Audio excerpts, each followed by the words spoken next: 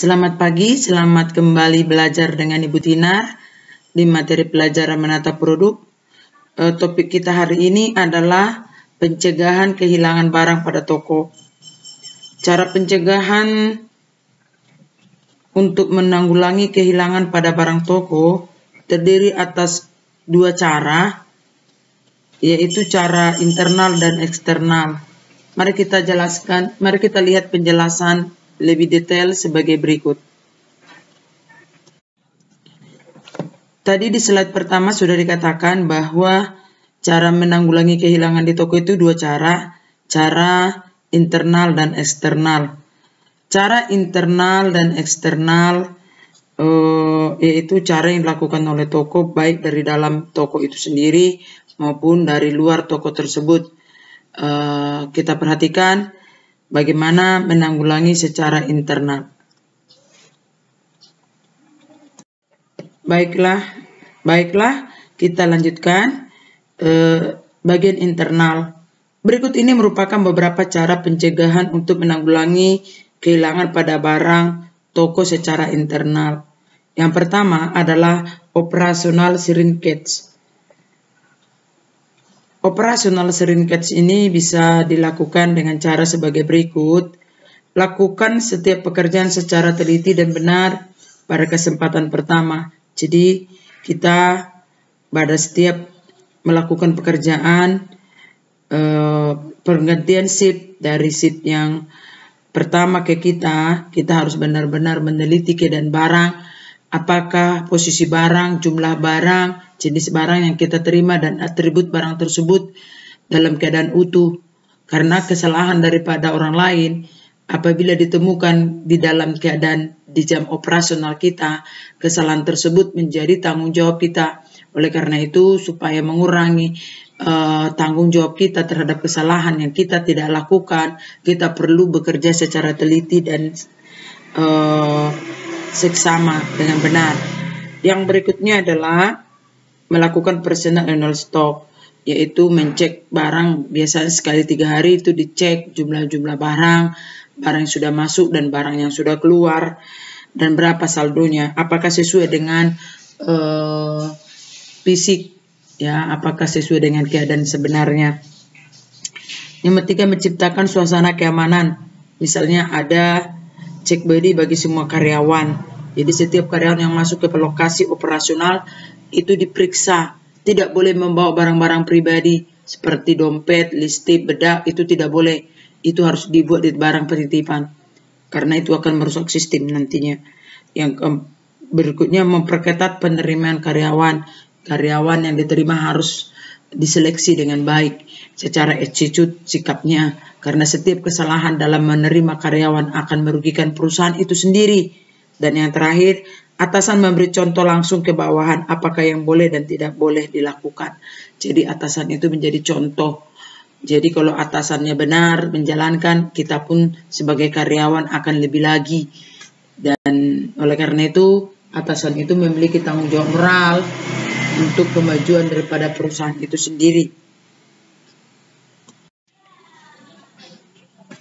Yang kedua adalah bagian administrasi shrinkage. Yang dilakukan adalah 1. Lakukanlah setiap pekerjaan secara teliti dan benar. Ya, tadi sudah dijelasin. Ini tapi bagian secara administrasinya, cara penulisannya. Karena setiap penulisan yang salah itu sangat berakibat fatal terhadap diri kita sendiri maupun terhadap perusahaan. Contoh, perbedaan 100.000 dengan ditambah 1 nol lagi itu sudah 1 juta. Ya, sangat jauh sekali bedanya itu. Jadi jangan sampai salah di dalam penulisan. Yang kedua, kesempatan pertama. Di dalam kesempatan pertama, lakukanlah segala sesuatu pekerjaan itu dengan baik. Jangan sampai di kesempatan pertama kita melakukan kesalahan. Yang ketiga, melakukan random check atau pengecekan secara acak. Ya, biasanya yang dilakukan dalam pengecekan itu random. Nggak mungkinlah ribuan barang di supermarket itu bisa kita cek, tapi dilakukanlah secara random.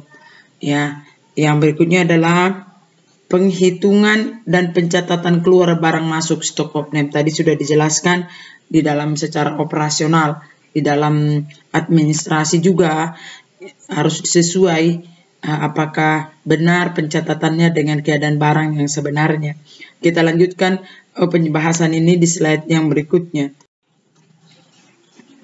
Dan yang berikutnya adalah menjalankan pengamanan berlapis untuk sistem administrasi dan operasional. Ya, di supermarket itu memang keamanannya itu berlapis. Setelah dari kasir itu ke supervisor, itu ke bagian kepala operasionalnya, kepala gudangnya, seperti itu. Jadi benar-benar berlapis keamanannya. Begitu juga dengan cek body dari pintu yang satu ke pintu yang berikutnya, pintu yang ketiga, itu selalu diperiksa. Dia benar-benar ketat. Yang berikutnya adalah melakukan double check oleh orang atau bagian yang berbeda. Ya, yang melakukan double check itu tidak satu, tapi ada beberapa yang dikerahkan ya. Misalnya melakukan cek barang. Cek barang itu mungkin saya pertama dulu cek, baru diturunkan lagi satu lagi cek, baru satu lagi, mana yang lebih mendekati, saya atau teman saya terhadap yang ketiga. Seperti itu, untuk mencari jangan sampai terlalu banyak selisih harga, selisih jumlah barang yang mengakibatkan kerugian buat perusahaan.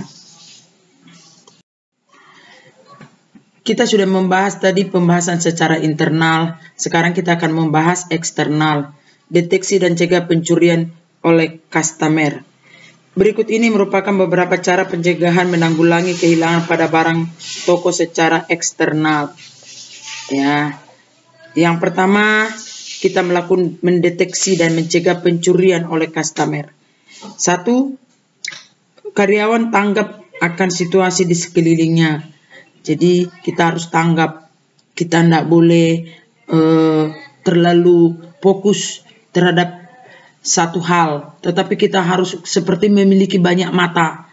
Kita harus lihat, tidak boleh kita bisa dibodoh-bodohi, ditipu oleh customer yang berniat tidak baik. Yang kedua, karyawan ikut mengamati customer. Ya, karyawan tidak boleh membiarkan customer itu sendiri melakukan pemilihan atau mengambil barang. Kita memperhatikannya, mengamatinya. Yang ketiga adalah karyawan suatu bagian ikut waspada terhadap bagian yang lain. Ya, kita jangan merasa hanya menjaga bagian kita saja. Kita juga bertanggung jawab untuk menjaga bagian orang lain. Karena di dalam toko itu merupakan satu tim. Jadi kerugian tim yang satu menjadi kerugian tim yang lain. Jadi kita harus saling menjaga. Karyawan selalu siap, bukan menjawab, sebentar habis ini saya akan kembali. Setiap kali dipanggil langsung datang. Apapun itu. Tidak boleh tunggu dulu sebentar, ini sabar. Enggak, seperti itu. Benar-benar kita siap dalam setiap pekerjaan kita. Dan yang terakhir, tunjukkan barang seperlunya. Tidak perlu segera kemasi. Ya, jadi jangan mengeluarkan barang terlalu banyak karena sulit kita akan pantau. Tunjukkanlah barang yang seperlunya. Dan jika sudah tidak dimungkinkan lagi, tidak disukai lagi, langsung dikemasi. Tidak perlu membiarkan terlalu banyak barang berseleweran, karena itu akan mempersulit kita untuk memantau. Oke, kita lanjutkan sedikit lagi. Deteksi melalui pandangan mata, gerakan tangan, gerakan badan, pakaian yang dikenakan, barang bawaan, tas, jaket, dan lain-lain.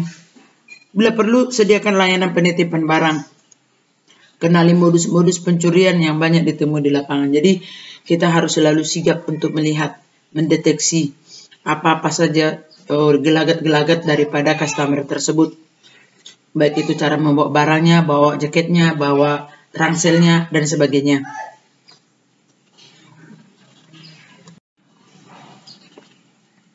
Terima kasih atas perhatiannya.